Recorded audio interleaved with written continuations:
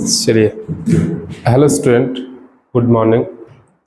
देखिए, आपको पहला लेक्चर यानी फर्स्ट वीडियो आपको हम भेज दिए और उसी का पार्ट नंबर 2 यानी सेकेंड पार्ट हम लोगों को पढ़ना है टाइप्स ऑफ मैट्रिसेस। यानी मैट्रिक्स में टोटल कितना प्रकार होता है, टोटल कितना तरह का मैट्रिक्स होता है, उसके बारे में हम लोगों को सीखना है। तो चलिए स्टार्ट करते हैं हम लोग टाइप्स ऑफ मैट्रिक्स। और टाइप्स ऑफ मैट्रिक्स में देखिए क्या क्या पढ़ना है, नहीं पढ़ना है, इसके बारे में हम लोग को सीख लेना है, ठीक है। और इसी के अंदर एक चीज हम लोग को और पढ़ना है, इक्वालिटी ऑफ मैट्रिक्स। बाकी पहला एक्सरसाइज हम लोग का क्लियर हो जाता है, पहला एक्सरसाइज कंप्लीट हो जाता है, जितना सारा टॉपिक है वो सारा कंप्लीट हो जाता है। तो सबसे पहले हम लोग को पढ़ना है टाइप्स ऑफ मैट्रिक्स। मैट्रिक्स में टोटल कितना प्रकार है उसके बारे में हम लोग को जानना है, उसके बारे में हम लोग को सीखना है। चलिए, सबको एकदम मन लगा के सुनते जाना है, मन लगा के एकदम देखना है, तब आपको क्लियर हो पाएगा टाइप्स ऑफ मैट्रिक्स। देखिए, अगर मैट्रिक्स आपको क्लियर हो जाता है ना, तो फिर आगे आपको आसान होगा क्वेश्चन बनाना। पहले आपको कंसेप्ट क्लियर करना पड़ेगा, थ्योरी आपको पहले क्लियर करना पड़ेगा। देखो, इसमें बहुत सारा हम डिफिनेशन लिखे हैं, बहुत सारा डिफिनेशन नहीं लिखे हैं। हम आपको बार बार रिपीट कर रहे हैं कि पीडीएफ जो हम भेजेंगे ने, उसमें सारा लिखल है, खाली थोड़ा वगैरह देख देख नोट करना है। बाकी जो समझने वाला काम है ना, वो हम वीडियो बना रहे हैं। बोलो, क्लियर हो पाया? अब चलिए स्टार्ट करते हैं टाइप्स ऑफ मैट्रिक्स। तो टाइप्स ऑफ मैट्रिक्स में सबसे पहले हम लोग को जो टाइप्स ऑफ मैट्रिक्स में पढ़ना है, जिसका नाम है रो मैट्रिक्स। उसके बाद पढ़ना है कॉलम मैट्रिक्स, उसके बाद पढ़ना है रेक्टेंगुलर मैट्रिक्स, उसके बाद पढ़ना है हॉरिजॉन्टल मैट्रिक्स, उसके बाद पढ़ना है वर्टिकल मैट्रिक्स, उसके बाद पढ़ना है जीरो या तो नल मैट्रिक्स, उसके बाद पढ़ना है स्क्वायर मैट्रिक्स, उसके बाद पढ़ना है डायगोनल मैट्रिक्स, उसके बाद पढ़ना है स्केलर मैट्रिक्स, उसके बाद पढ़ना है यूनिट या तो आइडेंटिटी मैट्रिक्स, उसके बाद हम लोग को पढ़ना है अपर ट्रायंगुलर मैट्रिक्स, उसके बाद जानना है लोअर ट्रायंगुलर मैट्रिक्स, एक और आता है कंपैरेबल ऑफ मैट्रिक्स, वो भी आपको हिंट कर देंगे हम क्या होता है। और फिर हम लोग को लास्ट पढ़ लेना है इक्वालिटी ऑफ मैट्रिक्स। बाकी पूरा एक्सरसाइज कंप्लीट हो जाता है। जो आपको पहला लेक्चर हम भेजे, पहला वीडियो जो भेजे वो वाला, और ये जो वीडियो बन रहा है वो वाला, ये दोनों का दोनों आप अगर क्लियर से समझ जाइएगा तो पहला एक्सरसाइज में जितना सारा क्वेश्चन दिया गया है उस सारा क्वेश्चन को आप कंप्लीट ये बना लीजिएगा, ठीक है। वैसे पीडीएफ हम भेज देंगे, बार बार रिपीट कर रहे हैं। तो चलिए स्टार्ट करते हैं। पहला का नाम है रो मैट्रिक्स। देखो बाबू, रो मैट्रिक्स क्या होता है, बहुत सिंपल सा डिफिनेशन।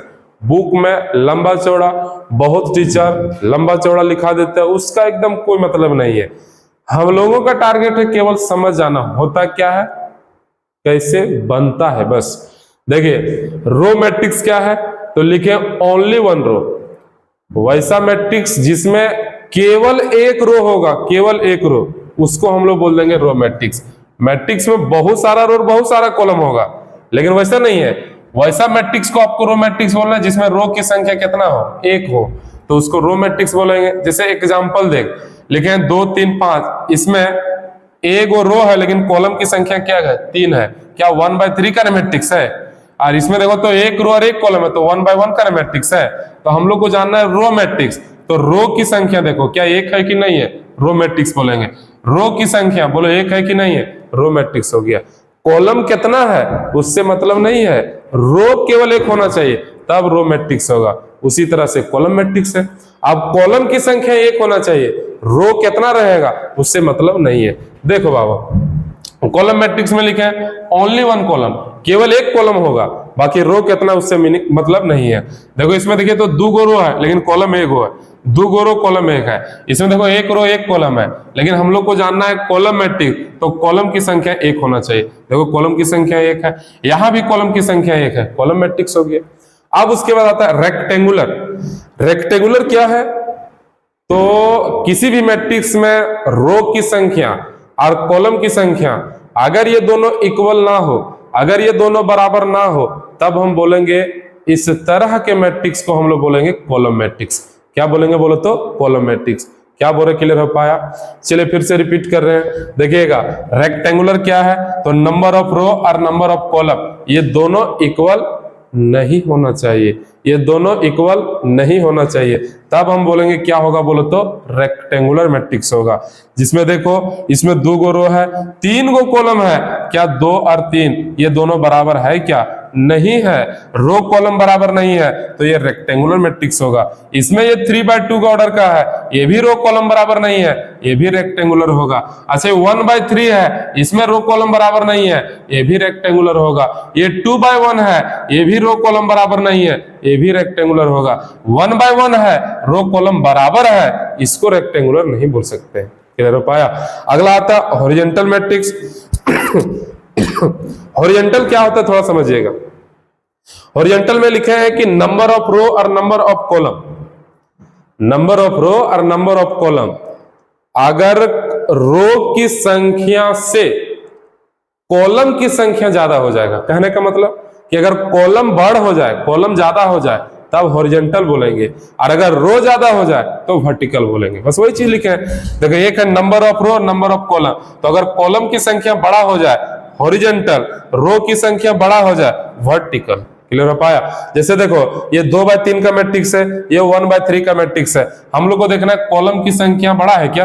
देखो यहाँ रो और कॉलम है, ककर संख्या बड़ा है रे कॉलम, अगर कॉलम बड़ा होगा हॉरिजॉन्टल, रो बड़ा होगा वर्टिकल। यहाँ कॉलम बड़ा है तो हो जाएगा हॉरिजॉन्टल, यहाँ भी कॉलम बड़ा है हो जाएगा हॉरिजॉन्टल, यहाँ रो बड़ा है हो जाएगा वर्टिकल, यहाँ रो बड़ा है हो जाएगा वर्टिकल। क्या यहाँ तक समझ में आया? फिर उसके बाद आता है जीरो।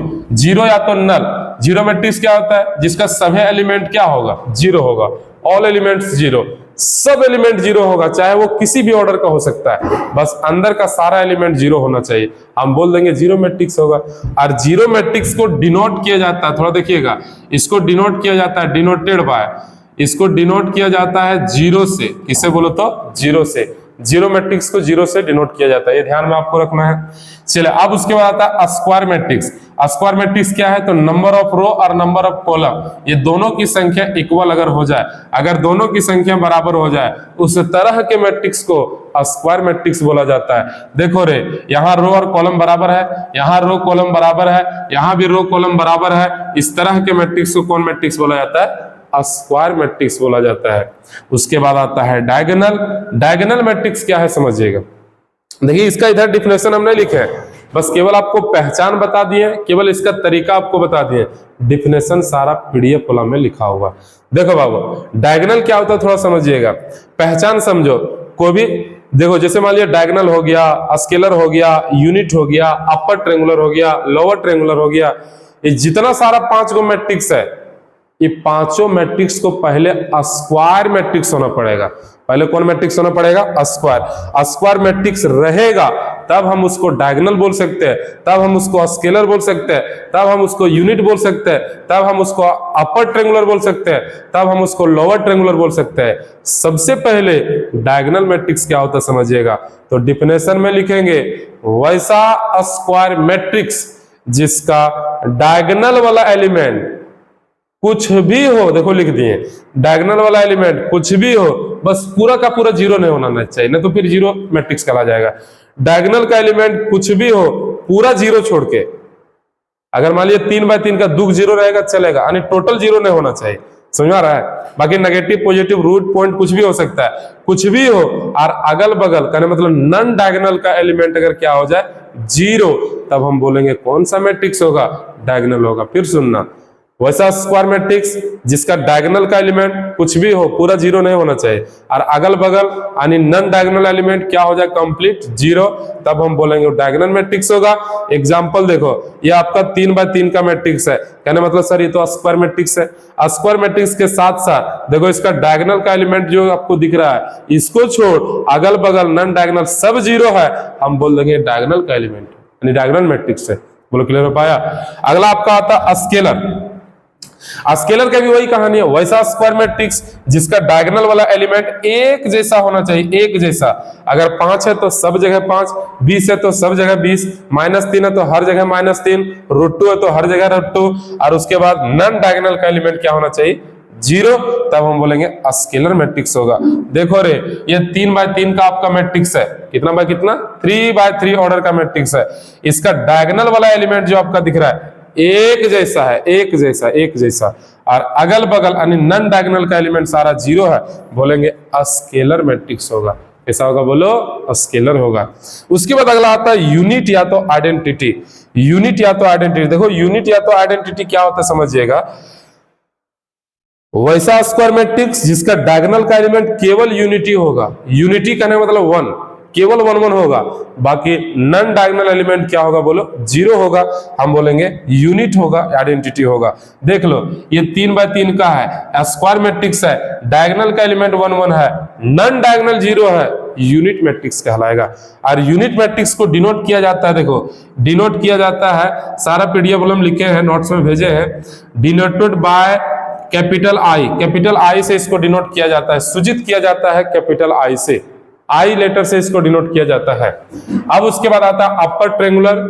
अपर ट्रायंगुलर क्या होता है समझिए, देखो इसका पहचान आपको बता दी, स्क्वायर मैट्रिक्स के साथ साथ डायगोनल को पकड़ के अगर ऊपर से एक ट्रायंगल फॉर्म करेगा और नीचे का सारा एलिमेंट अगर क्या होगा 0, डायगोनल के ऊपर ट्रायंगल फॉर्म करो, नीचे सब 0 होना चाहिए, तब हम बोलेंगे कि आपका अपर ट्रायंगुलर होगा। डायगोनल पकड़ के नीचे आप ट्रायंगल फॉर्म करिए, ऊपर का सारा 0 होगा, तब हम बोलेंगे क्या होगा बोलो, लोअर ट्रायंगुलर। सिंपल समझो, डायगोनल खींच देना, नीचे का सारा एलिमेंट 0 तो बोल देंगे अपर ट्रायंगुलर। डायगोनल खींच दो, नीचे का सारा 0, सॉरी ऊपर का सारा 0, तो हम बोलेंगे लोअर ट्रायंगुलर होगा। देख लो, डायगोनल खींच देंगे, जैसे मान लो एक एग्जांपल लिखे, एक डायगोनल खींच दिए हम, देखो नीचे का सारा 0 है कि ना, तो ऊपर ट्रायंगल फॉर्म कर लिए, इसका मतलब है कि आपका क्या हो जाएगा बोलो, अपर ट्रायंगुलर। और देखो डायगोनल खींच दिए हैं, देखो एक एग्जांपल यहाँ है, इसका डायगोनल हम खींच दिए, डायगोनल खींचने के बाद ऊपर का सारा एलिमेंट 0, लेकिन नीचे आपका एक ट्रायंगल फॉर्म किया, तो ये लोअर ट्रायंगुलर हो जाएगा। अब उसके बाद आता है इक्वालिटी ऑफ मैट्रिक्स। सबसे पहले क्या टाइप्स ऑफ मैट्रिक्स आपको क्लियर हो गया होगा। पहला रो मैट्रिक्स क्या होता है, जिसमें रो की संख्या 1 होगा, कॉलम कितना मतलब नहीं। कॉलम क्या है, जिसमें कॉलम की संख्या 1 होगा। रेक्टेंगुलर क्या है, जिसमें रो कॉलम बराबर नहीं होगा, वो रेक्टेंगुलर होगा। हॉरिजॉन्टल क्या है, जिसमें कॉलम की संख्या बड़ा होगा। वर्टिकल क्या है, जिसमें रो की संख्या बड़ा होगा। नल या तो 0 क्या है, जिसका सब एलिमेंट 0 हो जाएगा। उसके बाद आपका आता है स्क्वायर। स्क्वायर क्या होता है, जिसमें रो और कॉलम की संख्या इक्वल हो, बराबर हो, स्क्वायर होगा। स्क्वायर के बाद उसके बाद आता है आपका डायगोनल। डायगोनल क्या होता है, तो स्क्वायर मैट्रिक्स के साथ साथ डायगोनल का एलिमेंट कुछ भी रहे, अगल बगल 0 रहे, यानी नॉन डायगोनल 0 रहे, हम डायगोनल मैट्रिक्स बोलेंगे उसको। उसके बाद आता है आपका स्केलर। स्केलर का कहानी है कि स्क्वायर के साथ साथ अगर उसका डायगोनल का एलिमेंट सेम हो जाए, एक जैसा हो जाए, और अगल बगल का सारा एलिमेंट अगर मान लीजिए 0 होगा, तो हम बोलेंगे स्केलर मैट्रिक्स होगा। उसके बाद यूनिट या तो आइडेंटिटी। यूनिट या तो आइडेंटिटी क्या है, स्क्वायर मैट्रिक्स के साथ साथ डायगोनल का एलिमेंट यूनिटी होना चाहिए, केवल 1 होना चाहिए, अगल बगल सारा 0 यानी नॉन डायगोनल 0 होगा, तो आपका हो जाएगा यूनिट या तो आइडेंटिटी। उसके बाद यूनिट को डिनोट किया जाता है कैपिटल आई से।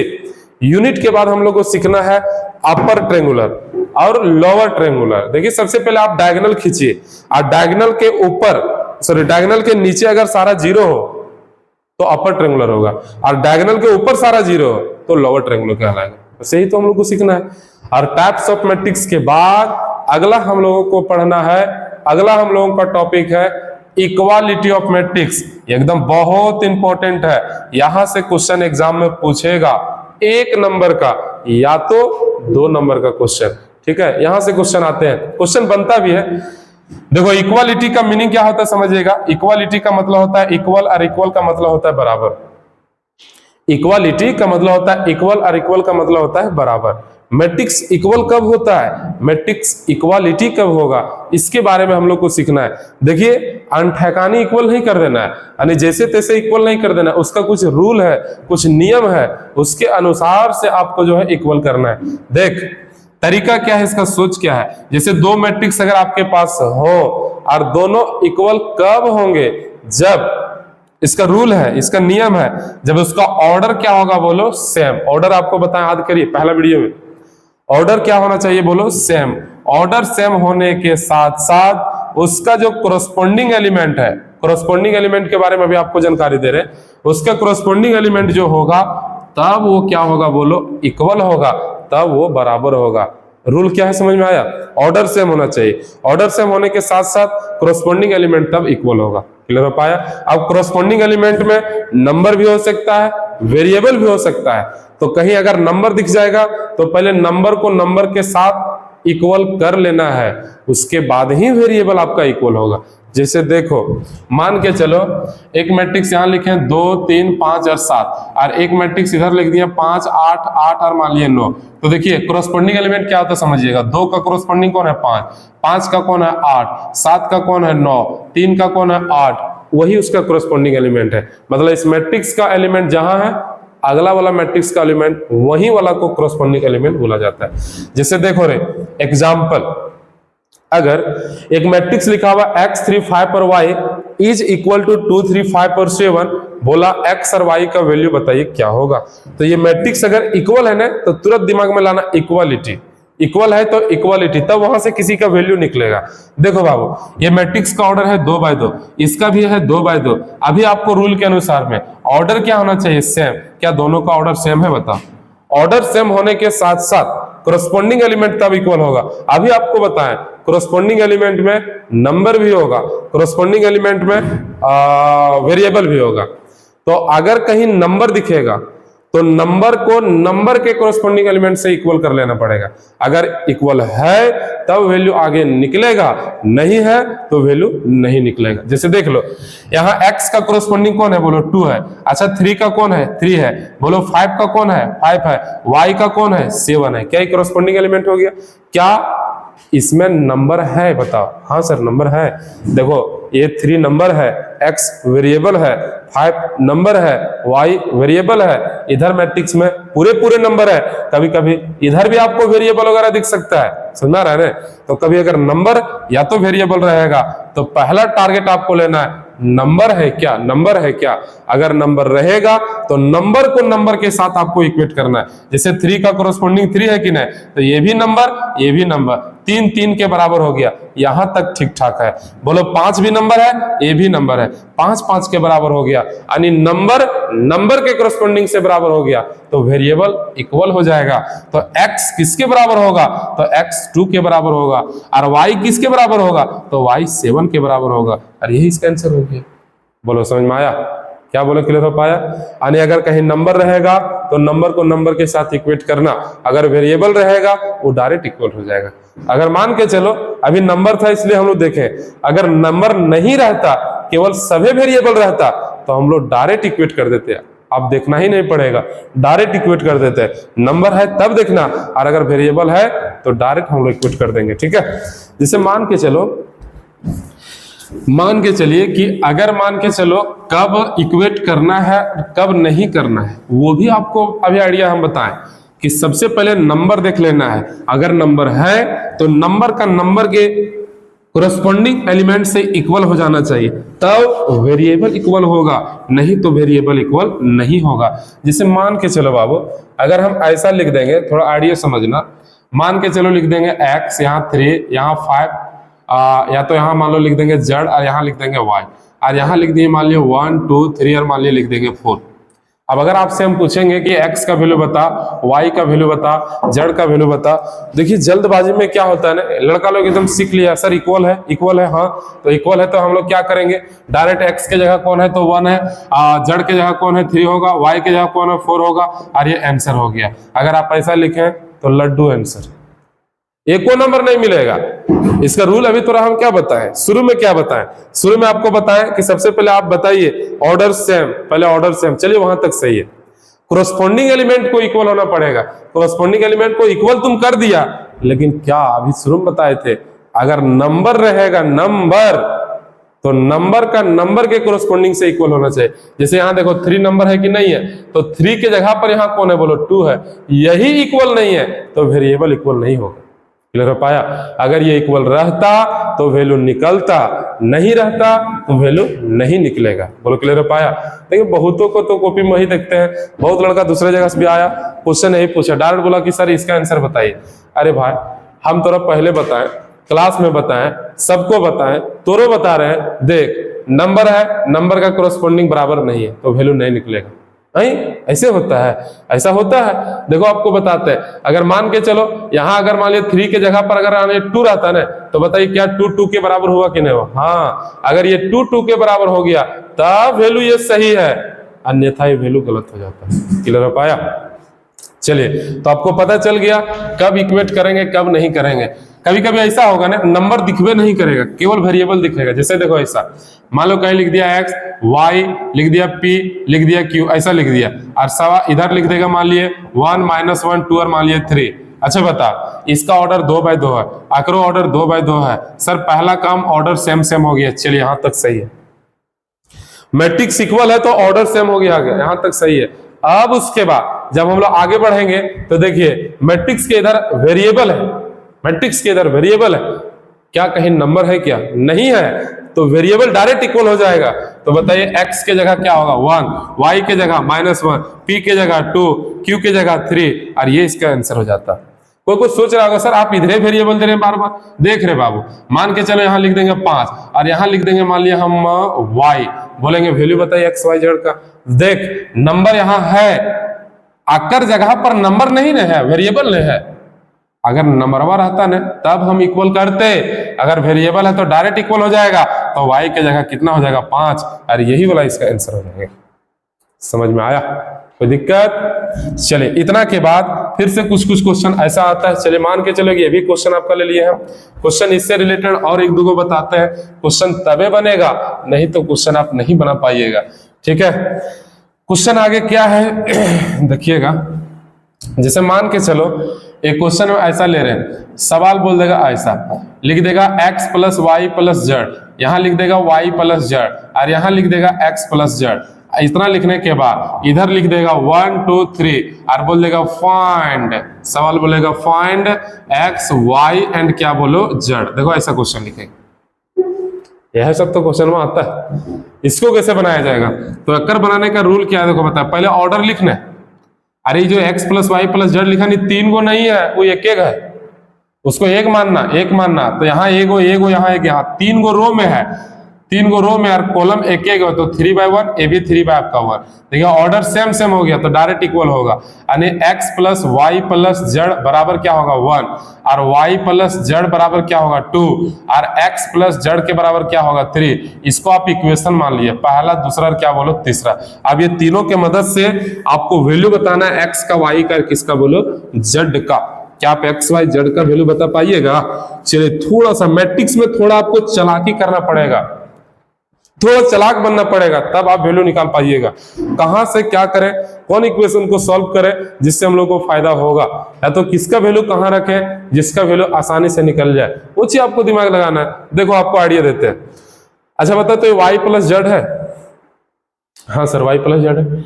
यहां भी देखो y + z है, नहीं समझ में आया?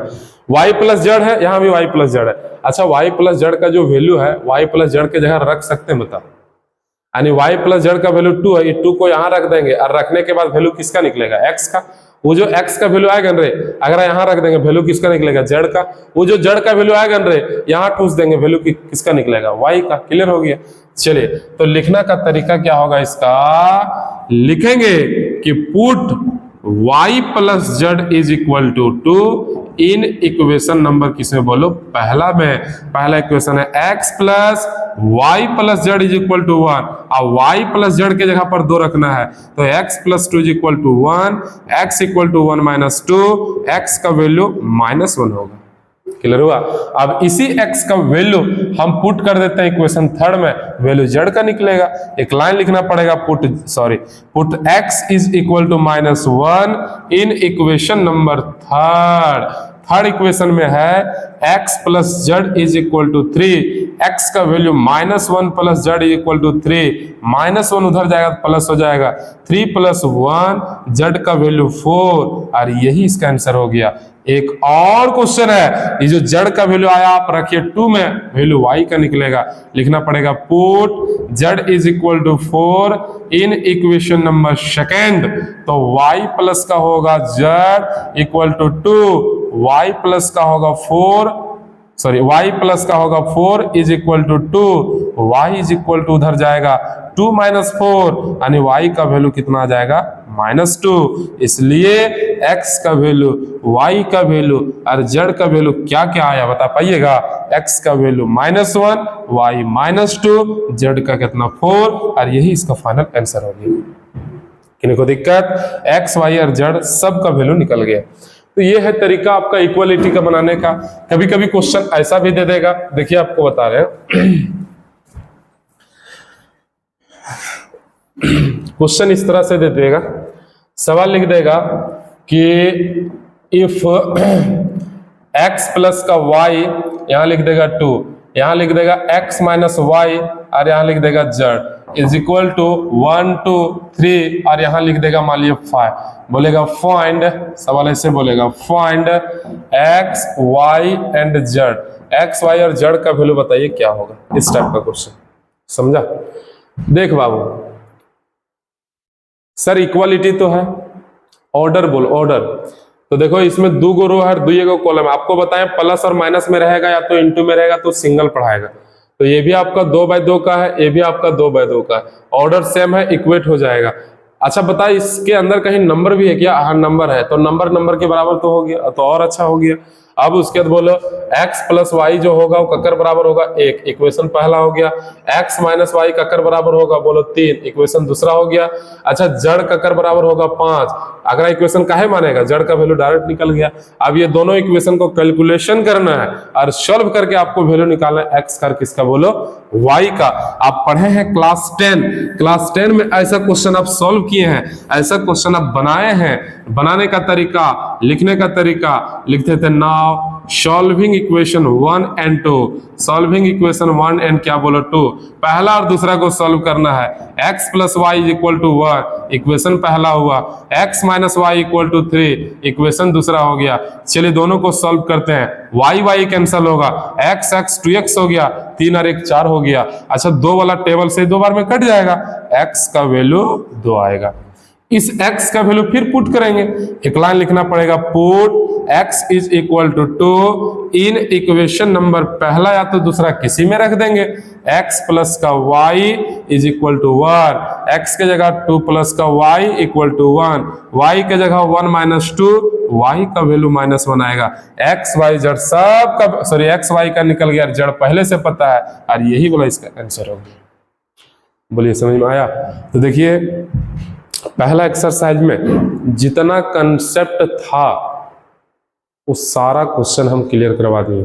सॉरी एक चीज और इसमें हम लोग को पढ़ना ऑपरेशन ऑफ मैट्रिक्स, और ऑपरेशन ऑफ मैट्रिक्स में हम लोगों को सीखना है मैट्रिक्स को जोड़ा कैसे जाता है, मैट्रिक्स को घटाया कैसे जाता है, किसी भी मैट्रिक्स के साथ किसी नंबर को मल्टीप्लाई कैसे किया जाता है। समझ आ रहा है? 2 मैट्रिक्स दे दिएगा, दोनों मैट्रिक्स को इक्वेशन के तौर पे हम लोग को सॉल्व करना पड़ता है। उस टाइप का क्वेश्चन हम नेक्स्ट वीडियो में आपको बना के बताएंगे, ठीक है? चलिए तो यहाँ से आप थैंक यू, अगला वीडियो के लिए आप बने रहिए।